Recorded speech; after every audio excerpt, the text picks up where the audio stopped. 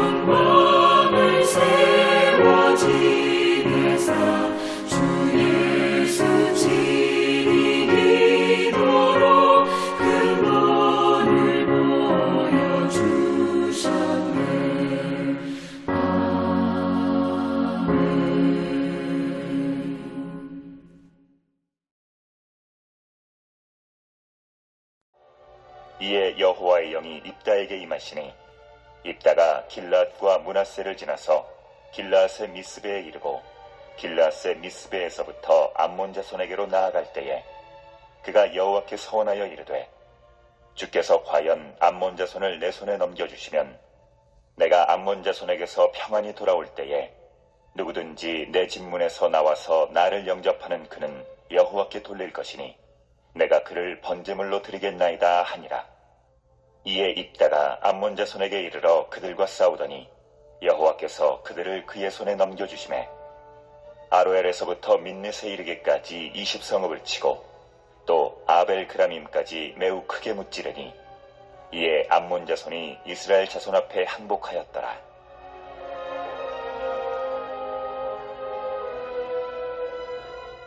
입다가 미스바에 있는 자기 집에 이를 때에 보라, 그의 딸이 소고를 잡고 춤추며 나와서 영접하니 이는 그의 무남 동료라. 입다가 이를 보고 자기 옷을 찢으며 이르되 어찌할꼬 내 딸이여, 너는 나를 참담하게 하는 자요 너는 나를 괴롭게 하는 자 중에 하나로다. 내가 여호와를 향하여 입을 열었으니 능히 돌이키지 못하리로다 하니 딸이 그에게 이르되 나의 아버지여, 아버지께서 여호와를 향하여 입을 여셨으니 아버지의 입에서 낸 말씀대로 내게 행하소서. 이는 여호와께서 아버지를 위하여 아버지의 대적 암몬 자손에게 원수를 갚으셨음이니이다 하니라. 또 그의 아버지에게 이르되 이 일만 내게 허락하사 나를 2달만 버려두소서.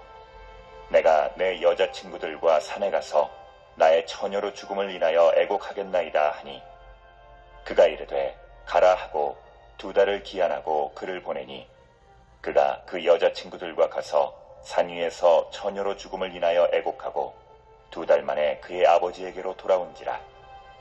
그는 자기가 소원한 대로 딸에게 행하니 딸이 남자를 알지 못하였더라. 이것이 이스라엘의 관습이 되어 이스라엘의 딸들이 해마다 가서 길라 사람 입다의 딸을 위하여 나흘씩 애곡하더라.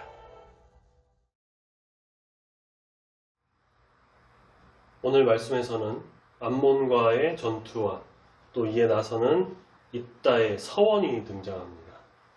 암몬과의 전쟁을 앞두고 여호와의 영이 입다에게 임합니다.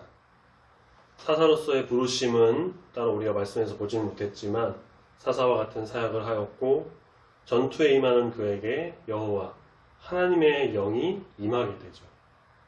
이전의 사사 온니엘 혹은 기드온과 같은 사사들도 하나님의 영이 임하자 전투에서 승리하며 이스라엘을 구원했는데 입다도 이와 유사한 결과를 좀 기대할 수 있게 만듭니다. 하나님이 입다에게 그의 영을 보내신 것 자체가 놀랍고 감격스러운 일입니다. 왜냐하면 이만큼 오기까지 방해가 많았기 때문이에요. 이스라엘이 배역과 회개를 반복하였기에 하나님은 그들을 구원하지 않겠다고까지 하셨었죠. 그럼에도 이스라엘의 고초를 안타까워하셨습니다. 그러다 암몬이 길르앗을 치려하자 이 백성들은 하나님의 의견은 아예 무시하고 스스로 나서서 구원자를 찾아다녔고 입다와 협의하여 그들의 머리로 세웁니다.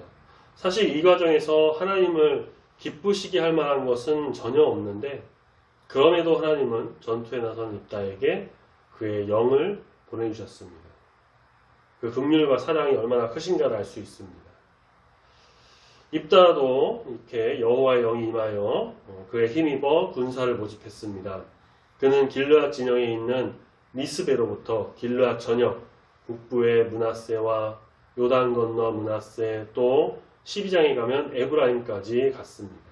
그 후 다시 미스베로 돌아와 암몬을 먼저 공격하기 위해 나섭니다. 29절에 지나서 이르고 나아갈 때 이런 동사는 히브리어 원어에서는 다 같은 동사로서 쓰이는데 입다가 영을 힘입어 이들 지역을 종횡무진하는 그런 장면을 역동적으로 그려주는 그런 동사들입니다. 여호와의 영은 사사가 구원자 역할을 제대로 수행할 수 있도록 주도합니다. 그럼으로써 전쟁의 우두머리가 그 영을 보내신 여호와임을 확인시킵니다. 하나님의 영과 함께 출정하는 입다의 모습에서 전쟁의 승리가 기대되는데 30절에서 보니까 예상치 않게 입다의 서원 사건이 등장합니다. 입다는 전쟁에서 평안히 돌아올 때 31절 말씀에 자신을 맞으러 집문 밖으로 나오는 자, 그러니까 처음으로 나와서 자신을 영접하는 자를 하나님께 번제로 바칠 것이다 라고 서원합니다. 하나님의 영이 임한 후에 이렇게 일어난 사건들은 영의 임재가 그 사람의 영성이나 도덕성의 변화를 보증하지 않는다라는 것을 알려줍니다. 31절에서 번제의 대상은 그로 나왔으나 그것이라는 번역도 가능하고, 그래서 사람과 가축이 다 후보에 올라요. 번제를 생각하면 우리가 당연히 소나 양과 같은 그러한 가축을 우선적으로 떠오르죠. 사람을 제물로 바치는 이 인신제사는 하나님이 엄하게 금지하신 일입니다. 그러나 실제 상황에서 입다의 귀환을 맞이할 대상은 보통 사람이에요. 입다가 왔을 때 갑자기 소나 양이 뛰쳐나와서 그를 환영하지는 않겠죠. 입다는 뒤에서 보게 될 말씀에 나오는 자신의 딸을 제물 후보로 계산하지는 않았었겠지만, 승전하기만 한다면 사람이라도 못 바치겠냐라는 어떠한 심정이었을 수 있습니다. 실제 인신제사는 출애굽 당시부터 이 모압인들이 많이 행했고, 후에 열왕기하 말씀을 보면 백성들도, 그리고 21장에서는 남유다의 므낫세 왕도 자기 아들을 제물로 바치기도 했고요. 후대의 바벨론인들도 행했다고 전해집니다. 무엇보다 당시 모압 신을 비롯해 온 이방의 신을 숭배했고, 앞서 우리가 봤던 것처럼 바알브릿과 같이 여호와의 신앙과 이방 신앙이 섞인 이런 혼합적 양상도 있었으므로 이런 것에 염두에 봤을 때 인신제사를 그래서 염두에 두었을 가능성도 충분히 있다고 봅니다. 이는 이스라엘의 지도자이자 사사라고 할 수 있는 이 입다가 얼마나 하나님에 대해 무지하고 이방 종교의 풍습을 아무렇지도 않게 가져와서 혼합적으로 사용하면서 나갔는가를 알 수 있습니다. 입다는 서원의 내용이 몰고 올 후폭풍은 생각하지 않고 전쟁의 승리에만 눈이 멀었던 것 같아요. 그가 왜 서원이 이렇게 필요했을까? 입다는 길르앗 장로들과 또 암몬 왕과 했듯이 하나님과도 협상을 한 것입니다.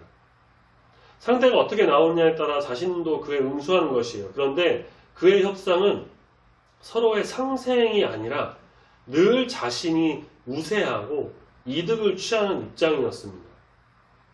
장로들과 협상에서는 우두머리의 지위를 쟁취했고요. 지난주 우리가 봤던 말씀 암몬 왕과의 협상에서는 자신의 주장이 다 옳다라는 것을 논리정연하게 말했어요. 그는 여호와께 헌신한 것처럼 말했지만 실상은 인간적인 계산과 판단이 빨랐던 사람입니다.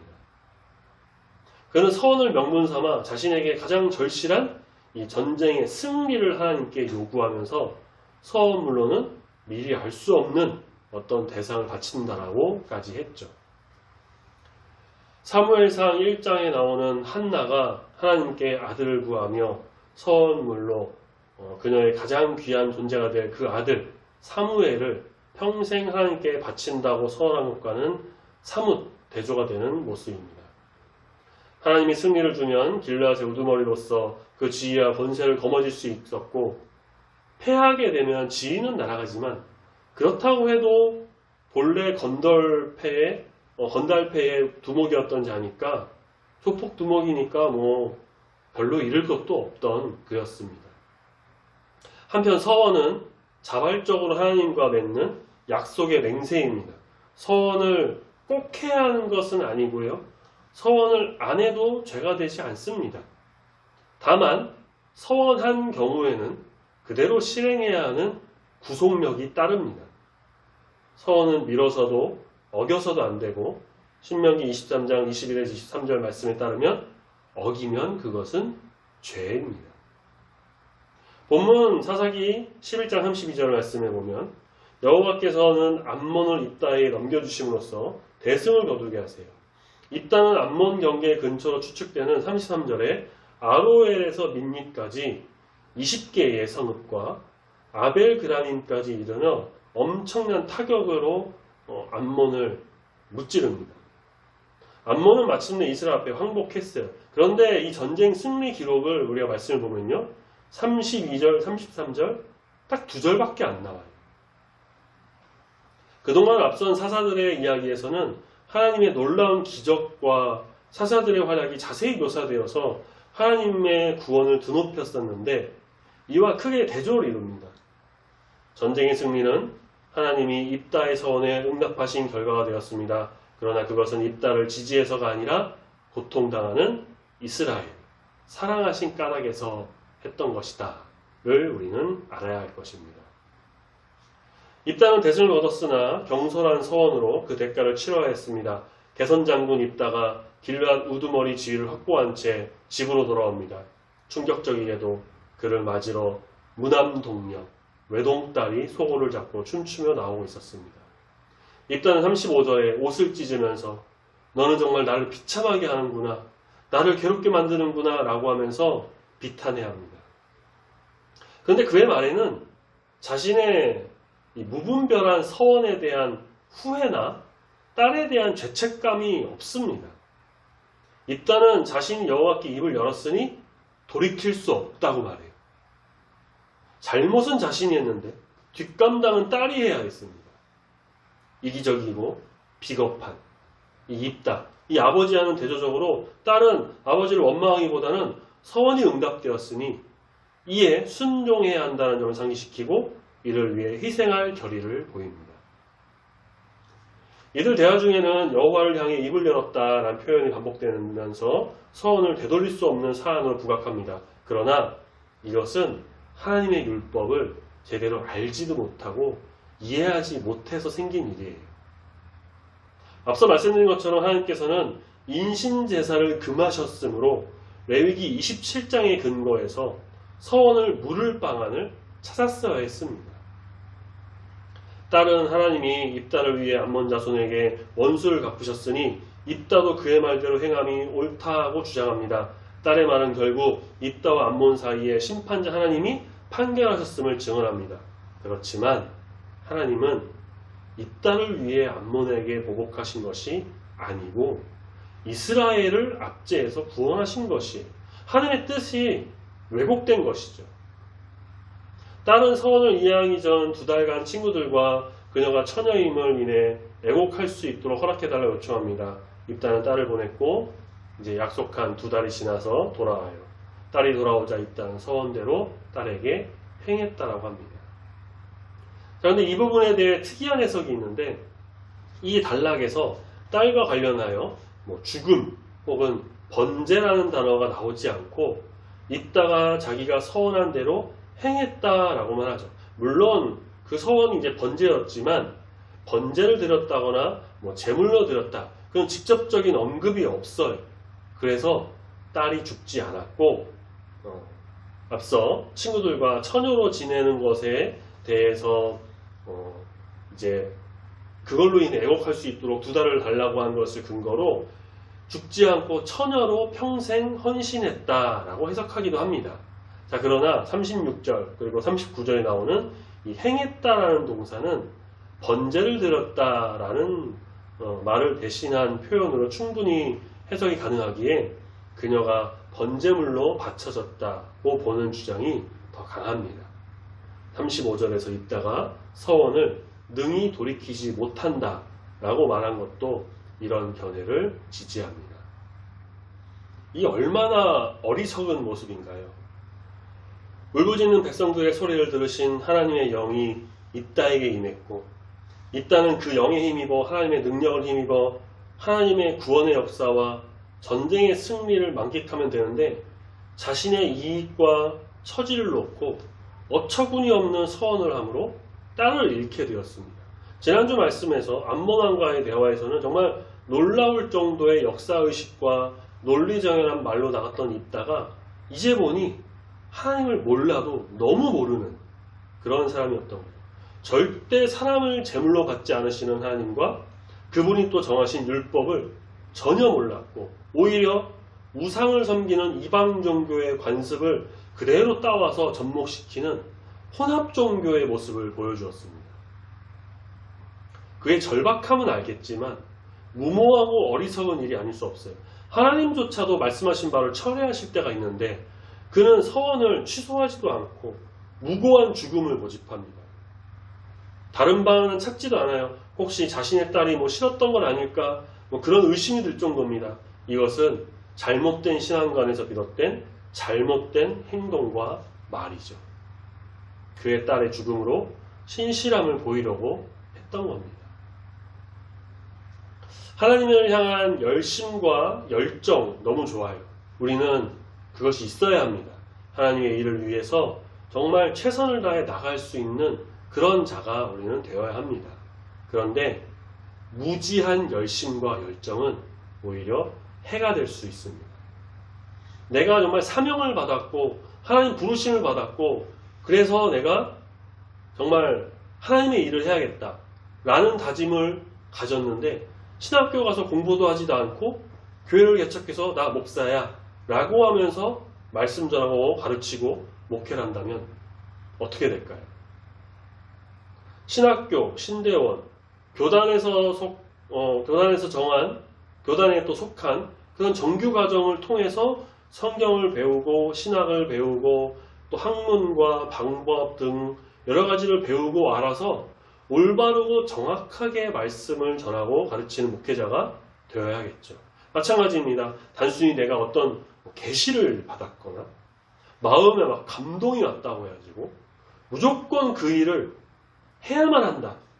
난 이거 하지 않으면 안 된다. 라고 하는 것은 잘못된 길이 될 수도 있습니다. 충분한 말씀과 기도로 하나님의 뜻을 충분히 알고 정확하게 말씀하시는 바를 깨달아서 하나님의 진리 가운데 나가는 자가 되어야 합니다. 세상의 이치와 사람의 생각을 가져와서 그것을 자꾸 여기에 접목시키고 집어넣고 해석해서 내키는 대로 하는 것이 하나님의 일이 아닙니다. 잘못된 방법은 잘못된 결과를 가져오죠.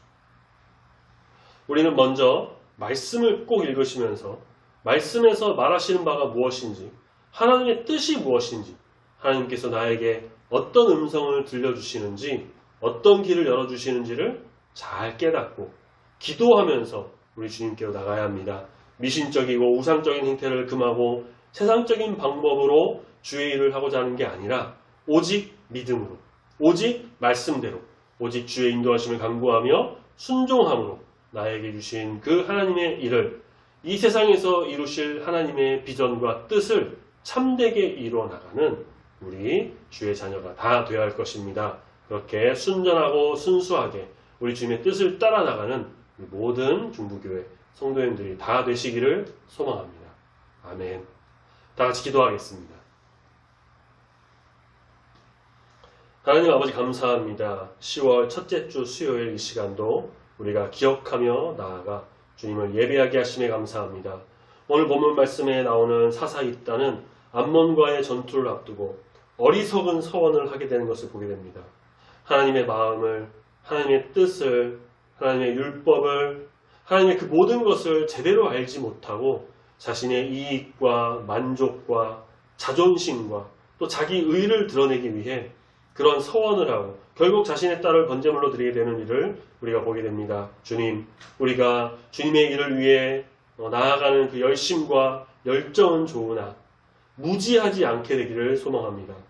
말씀을 보고 기도함으로 깨닫게 하시는 우리 주님을 바라보며 성령이 스승이 되셔서 우리에게 진리를 가르쳐 주시고 세상의 지식뿐만 아니라 하나님을 아는 지혜도 풍성해져서 주의 일을 할 때에 세상의 이치와 관점, 사람의 생각으로 하는 것이 아닌 오직 주의 뜻대로 행하는 귀한 주의 일꾼이 되도록 붙들어 인도하여 주시옵소서. 여전히 우리는 연약하고 악하여 나의 이익과 만족을 위해 나가곤 합니다. 그런 우리를 불쌍히 여겨주시사 오직 주의 말씀에 순종하며 주의 말씀을 잘 깨닫고 그 뜻을 따라 참되고 충성된 귀한 주의 성도로서 살아가도록 붙들어 인도하여 주시옵소서. 주님 감사합니다. 이번 주간도 휴일로 인해서 쉬는 날들이 있습니다. 쉬는 가운데 평안함과 안식을 더하여주시고 또 새로운 달 10월에도 주님의 형통하심이 강하게 역사하는 우리 모든 성도가 되도록 함께하여 주시옵소서. 감사드리며 거룩하신 예수님의 이름으로 기도드립니다. 아멘.